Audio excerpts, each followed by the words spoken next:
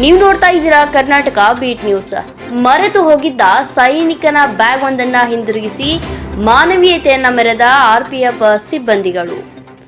ಕಳೆದ ಆಗಸ್ಟ್ 2ರಂದು ರವಿವಾರ ಗದಗ ಜಿಲ್ಲೆಯ ಶಿರಹಟ್ಟಿ ತಾಲೂಕಿನ ಸೂಗನಹಳ್ಳಿ ಗ್ರಾಮದ ನಿವೃತ್ತ ಸೈನಿಕ ಮಂಜುನಾಥ್ ಎಂ ಕೆರೆ ಕೆಂಚಪ್ಪನವರೆಂಬುವರು ಆಂಧ್ರ ಪ್ರದೇಶದ ಗುಂಟೂರಿನಲ್ಲಿ ಕೊಯಿಮತ್ತೂರಿನಿಂದ ಮುಂಬೈಗೆ ಸಂಚರಿಸುತ್ತಿದ್ದ ಟ್ರೈನ್ ಸಂಖ್ಯೆ 11014 LTT ಎಕ್ಸ್ಪ್ರೆಸ್ ರೈಲಿನಲ್ಲಿ ಹಲವು ಮೂಲ ಡಾಕ್ಯುಮೆಂಟ್ಗಳಿದ್ದ ಒಂದು ಬ್ಯಾಗ್ ಅನ್ನು ಮರೆತು ಬಂದಿದ್ರು.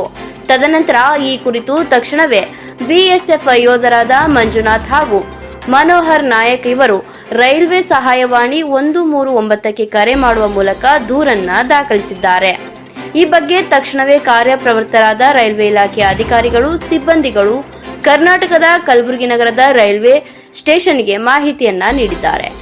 ಬಳಿಕ ಕಲಬುರಗಿ ನಗರದ ರೈಲು ನಿಲ್ದಾಣದ ಅಧಿಕಾರಿಗಳು, ಸಿಬ್ಬಂದಿಗಳು LTT ಎಕ್ಸ್ಪ್ರೆಸ್ ರೈಲಿನ ಬೋಗಿಯನ್ನ ತಪಾಸಣೆ ನಡೆಸುವ ಮೂಲಕ ಕಳೆದು ಹೋಗಿದ್ದ ಬ್ಯಾಗ್ ಅನ್ನ ಪತ್ತೆ ಹಚ್ಚಿದ್ದಾರೆ.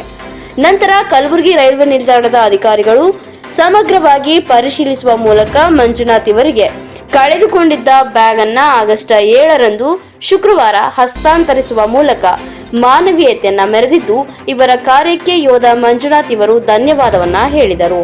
ಇನ್ನು ಈ ಸಂದರ್ಭದಲ್ಲಿ inspector Mishrilal Meena, ASI Mehboob A Khan, ಪೇದೆ ರಾಜೇಶ್ ಕುಮಾರ್ ಮೀನಾ ಹಾಗೂ ಮಾಜಿ ಸೈನಿಕರಾದ ಸಿದ್ದಪ್ಪ ಮಿಣಿಜ್ಗಿ, ಮಂಜುನಾಥ್ MK ಉಪಸ್ಥಿತರಿದ್ದರು. ವರದಿ ಚಂದ್ರಶೇಖರ್ ಸೋಮಣ್ಣವರ್. ಕ್ಷಣ ಕ್ಷಣದ ಸುದ್ದಿಗಾಗಿ ನೋಡ್ತಾ ಇರಿ ಕರ್ನಾಟಕ ಬೀಟ್ ನ್ಯೂಸ್.